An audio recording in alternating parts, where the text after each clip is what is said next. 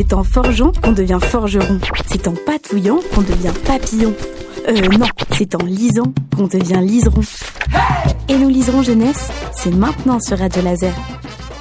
Bonjour à toutes et à tous, je retrouve Sophie qui va nous faire peur, en tout cas âme sensible s'abstenir, parce que tu vas nous parler d'un fait divers et puis des suites de l'après en fait. C'est ça, donc tout à fait. Donc c'est un roman de Rachel Korenblit qui m'avait été conseillé par l'autrice d'horreur Aurélie Moulin qu'on avait reçue à la radio. C'était son coup de cœur le jour de l'émission. Et donc du coup elle m'avait fortement donné envie de le lire. Donc ça s'appelle Fils de tueur et c'est publié chez Nathan. Donc il faut juste savoir que Rachel Korenblit, elle aime travailler autour de la capacité d'un individu à résister psychologiquement aux épreuves de la vie. Oui. Et donc là, on est vraiment en plein dans ce sujet-là. Le traumatisme et la résilience. C'est ça, tout à fait. C'est l'histoire de Clément, c'est le fils du couple Duval qui a fait beaucoup parler d'eux 10 ans avant le début du roman, puisque c'est un couple de tueurs en série.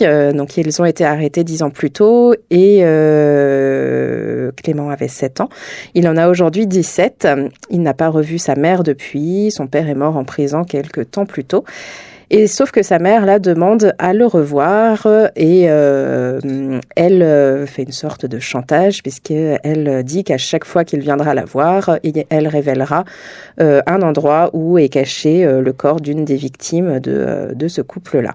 Donc on va alterner en fait entre les entrevues avec cette maman-là. Donc Clément ne l'a pas vue depuis plusieurs années. Il connaît un peu l'histoire, même si donc il est en famille d'accueil et donc sa famille d'accueil a fait en sorte de le protéger aussi de tout ce qui avait pu se passer dans les médias à cette période-là.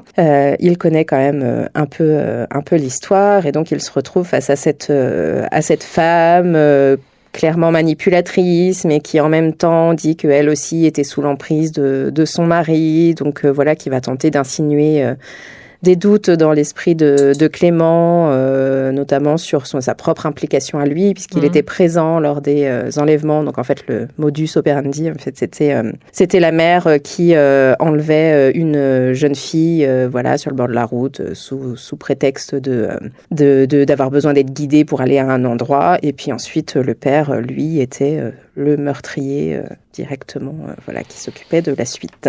Donc on alterne du coup au cours de ce roman entre ces entrevues, on assiste aussi au débrief que Clément fait avec l'avocat de la mère, jeune avocat dont c'est la première affaire et puis qui commence voilà en convaincu que voilà c'est important que tout le monde puisse être défendu, mais qui voilà progressivement va s'interroger aussi sur ce métier d'avocat et notamment dans cette affaire en particulier.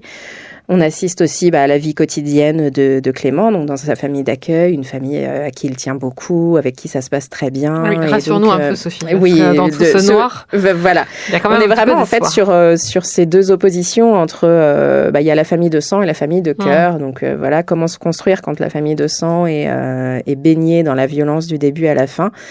Et heureusement, il a, cette famille de cœur qui est très importante pour lui.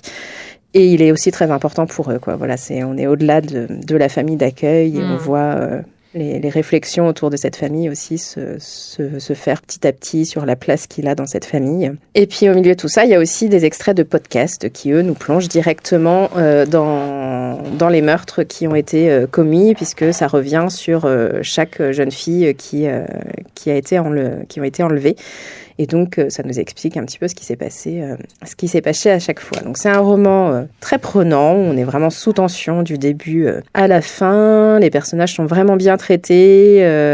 Clément, c'est un personnage assez complexe qui, en pleine adolescence, construction, se questionne beaucoup entre son héritage familial, les souvenirs qu'il a assez peu. Il a des bribes de souvenirs, en fait, mais c'est très flou dans sa tête. Donc, il s'interroge aussi lui-même sur sa place, pourquoi est-ce qu'il n'a pas fait en sorte que ses filles puissent être sauvées. Il a eu des occasions et voilà, c'est des questionnements, là, c'est la culpabilité du survivant un peu, on est un peu là-dessus. Et puis il y a sa vie actuelle où il a des questionnements d'adolescent, la première histoire d'amour, des choses comme ça. Donc voilà, on a ce personnage-là qui est intéressant. On a le personnage de Suzanne, donc qui est la mère du Val, la tueuse en série qui est aussi très manipulatrice, qui sème parfois le doute, même si voilà, on perçoit très vite la façon dont elle manipule son fils, voilà, en lui disant à la fois qu'elle l'aime, qu'elle a besoin de lui, mais voilà, on peut pas oublier non plus ce qu'elle a fait. Et puis voilà, donc l'avocat, j'en parlais aussi, qui est un personnage intéressant et qui livre une bonne réflexion sur ce métier d'avocat et autour de cette affaire notamment. Donc voilà, mais vraiment, outre l'histoire de tueur, c'est vraiment la famille qui ressort, voilà, celle de sang, celle de cœur, et puis voilà la construction qu'on fait quand on vient de ce milieu violent-là. Donc un roman vraiment captivant que je vous recommande. On n'a pas de lien explicite à une affaire réelle, je veux dire. Pas du tout. C'est pas, c'est pas revendiqué en tout cas. C'est pas, non, c'est une fiction. Voilà. Après, on peut s'interroger sur effectivement, il y a bien des tueurs en série qui doivent avoir des enfants et comment ils vivent cette vie-là, quoi. Les sujets qui, comme tu le disais avant de prendre l'antenne, n'est pas spécialement abordé. Enfin, on n'entend pas spécialement parler de ces enfants-là qui doivent se construire seuls. Assez peu, ouais. Tout à fait, on se focalise un peu sur la peine, la sanction, Ouais, c'est ça, oui. Mais les sur dégâts, les victimes, oui, voilà, c'est que aussi ça cause des victimes collatérales, bien sûr, de tout ça, quoi. Donc voilà, si vous avez envie de frissonner, ce sera assez efficace. Merci beaucoup, Sophie.